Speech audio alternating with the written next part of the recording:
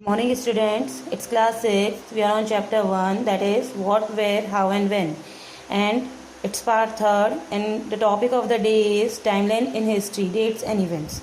History पढ़ने के लिए उसकी कितनी बार अब आप जब पढ़ेंगे चैप्टर तो BCE इस तरह से लिखा हुआ आएगा। AD, अब ये होता क्या है वो इसमें देखते हैं।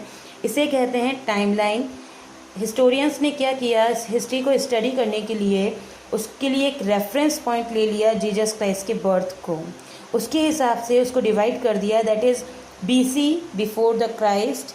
और उसके अलावा जो भी डेट्स हैं जो जीसस क्राइस्ट के बर्थ के बाद का जो चीज़ें हैं कि अगर तब हुई हैं, that comes under AD, anno domini, that is the year of the Lord. For example जैसे इसमें आपने दिया हुआ है ज़ीरो, जो स्केल दिया हुआ है, टाइमलाइन दी हुई है, उसमें बर्थ ऑफ क्राइस्ट को ज़ीरो माना है, उससे पहले BCE और उनके बाद में CE। अब ये तो क्राइटेरिया ये रहा। उसके अलावा हिस्ट्री को 3 टाइप में डिवीज़न किया है, that is ancient history, medieval history and modern history.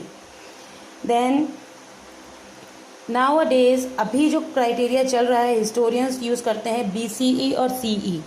BC और AD की जगह ये क्राइटेरिया यूज़ करते हैं। तो BCE होता है before the common era and CE मतलब होता है common era. If the exact date of an event is not known then the word CIRCA is added before the date.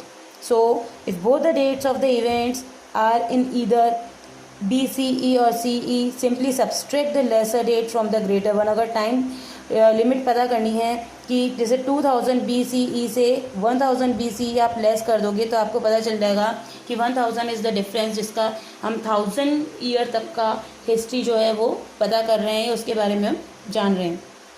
सो ये आप लोगों का टाइमलाइन है। देन है पीपल ऑन द मूव। जैसे आप लोगों ने भी 5th क्लास में माइग्रेशन पढ़ा है, तो पुराने समय में भी क्या है, लोग एक जगह से दूसरी जगह जाते थे। So what the reason of कि माइग्रेट क्यों हो रहे थे, तो उस समय का जो कारण रहे हैं वो बता रखे हैं। फूड और नेचुरल शेल्टर, एक जगह से दूसरी जगह रहने और खाने की तलाश में जाते थे। Some kind of natural disaster अगर आते थे तो उसके कारण से जाते थे। नई लैंड को सर्च करने जाते थे। अगर ट्रैवलर जो ट्रेडर्स होते थे तो वो अपने गुड्स को सेल और बाय करने जाते थे।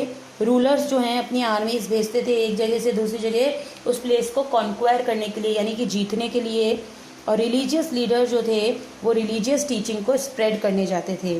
फिर है sources of history. There are 2 type of sources of history, that is literary sources and archaeological sources. Literary यानी कि जो रिटर्न रिसोर्सेज होते हैं वो, दैट उसमें है religious, accounts of foreigners and secular. फिर है आर्कियोलॉजिकल सोर्सेज, उसमें है inscription, coins, monuments, artifact and other sculptures, toys etcetera. अब आर्कियोलॉजिकल सोर्सेज जो हैं यानी पुरातत्व विभाग के द्वारा जो भी सोर्सेज मिलते हैं, यानी हम अपनी ईजी गोइंग लैंग्वेज में अगर बोलें तो खुदाई वगैरह करते हैं तो उसमें कोई ना कोई चीज़ मिलती है, तो दैट कम्स अंडर इट। ठीक है। अब आर्कियोलॉजी क्या होती है, साइंटिफिक स्टडी होती है जो रिमेन्स हैं पास्ट सिविलाइजेशन को, उनको पढ़ने की। फर्स्ट है उसमें इंस्क्रिप्शन। इंस्क्रिप्शंस क्या होते हैं, अभिलेख। कैसे, जो कि पत्थरों वगैरह पे खुदाई करके किए जाते हैं। जैसे आजकल तो हम क्ले वगैरह पे भी करते हैं, तो उस समय के टाइम की बात कर रहे हैं कि on the stones, pillars, clay, copper tablets और wall of caves, temples, monuments, इन सब चीज़ों पे जो खुदाई करी जाती थी, स्केचेस वगैरह जो बनाए जाते थे, उनसे कार्विंग जो की जाती थी, दैट कम्स अंडर इट। उसमें बताया हुआ है मौर्यन, अशोका और गुप्त एरा के जो इंस्क्रिप्शंस मिले हैं वो इस तरह के इंस्क्रिप्शंस के एग्जाम्पल हैं। फिर कॉइन्स वगैरह हम लोग भी देखते हैं। जैसे उसमें क्या होता है, कॉइन्स वगैरह पे हम जैसे महात्मा गांधी वगैरह की पिक वगैरह एनग्रेव उसमें कार्विंग की हुई है। बहुत तरह के होते हैं कॉइन्स वगैरह भी। तो अगर हम पुराने समय के कॉइन्स वगैरह भी देखें तो उसमें क्या होता था, राजा महाराजा या तो खुद के जो डाइटीज़ होते थे, देवी देवता जो होते थे जिनको वो मानते थे, उनकी फ़ोटोज़ वगैरह एनग्रेव करवा देते थे या फिर खुद की करवा देते थे। तो ये सारे जैसे समुद्रगुप्त के कॉइन्स जो हैं वो हमें बताते हैं कि वो ग्रेट रूलर रहा है, और कॉइन्स जो हैं ये भी बताते हैं थे कि वो वहाँ का रूलर कैसा है। अगर वो गोल्ड का कॉइन्स वगैरह मिले हैं तो इसका मतलब है कि वो रूलर्स बहुत रिच रहे होंगे। उसके अलावा जैसे इसमें समुद्रगुप्त का जो बताया हुआ है कि वो वीणा प्ले करते हुए उनको दिखाया हुआ है। तो और कॉइन्स की स्टडी करने को क्या कहते हैं, न्यूमिज्मेटिक कहा जाता है। फिर है मॉन्यूमेंट्स। मॉन्यूमेंट्स होता है स्मारक। कितनी जगह हम लोग घूम के भी आए हुए होंगे, जैसे कि कुतुब मीनार वगैरह, एलोरा, सारनाथ, ये जो भी हैं, that all comes under it.